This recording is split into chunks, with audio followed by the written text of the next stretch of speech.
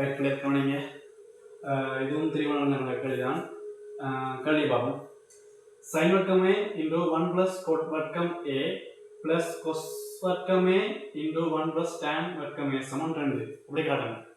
Right, என்ன செய்யலாம்? Okay, நாம மாதிரி நாங்கள் LHS எழுதி பார்ப்போம்.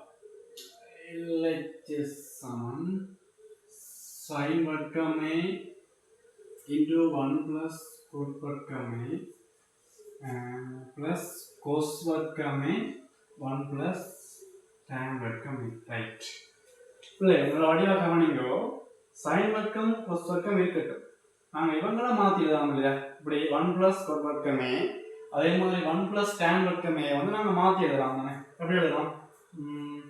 1 plus cot வர்க்கம் a நாங்கள் cosec வர்க்கம் எழுதலாம். இந்த சமன்பாடை பாருங்க. சரியா? எங்களோட பங்களிப்பு வந்து இந்த கணக்குரிய முழு ஐடியாவும் இந்த சமன்பாட்டில் தான் வருது. அப்போ ஆகவே இந்த சமன்பாடு நாங்கள் என்னது கிளியராக தெரிஞ்சுக்கணும்னு சொன்னால் இனி எல்லா கணக்குமே அப்ளை பண்ணக்கூடிய மாதிரி இருக்கும். Right, okay. அப்போ இதுக்கு நாங்கள் கொசைக் வர்க்கம் போடலாம் இல்லையா? ரைட், அப்போ சமன் sin வர்க்கம் a இன்டு இதுக்கு பதிலாக கொசைக் வர்க்கம் a பிளஸ் cos வர்க்கம் a 1 plus tan வேறு செக் பண்ணுங்க. அப்போ செக் வர்க்கம் இன்டு செக் வர்க்கம் a.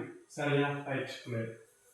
இப்போ இந்த sin வர்க்கம் தர கொசைக் வர்க்கம், அதாவது கொசைக் a நாங்கள் ஒன்றின் கீழ் sin போடலாம். கொசைக் வர்க்கம் சொன்னால் ஒன்றின் கீழ் sin வர்க்கம்.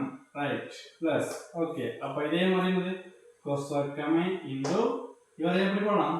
ஒன்றின் கீழ் cos வர்க்கம் a. ஏன் செக்னு சொல்ல ஒன்றின் கீழ் cos, செக் வர்க்கம் சொன்னால் ஒன்றின் கீழ் cos வர்க்கம், அவ்வளோதான். ரைட், காணிங்க. இப்போ என்னது இதையும் மட்டும் sin sin ஆகவே ஒன்று இருக்கு. இதில் வந்து பார்த்தீங்கன்னு சொன்னால் கொசைன் கொஸ் வர்க்கத்தையும் விட்டுறோம். அப்போ ஒன்று இருக்கு. ஆகவே 1 மணம் 2 அது சமம் RHS.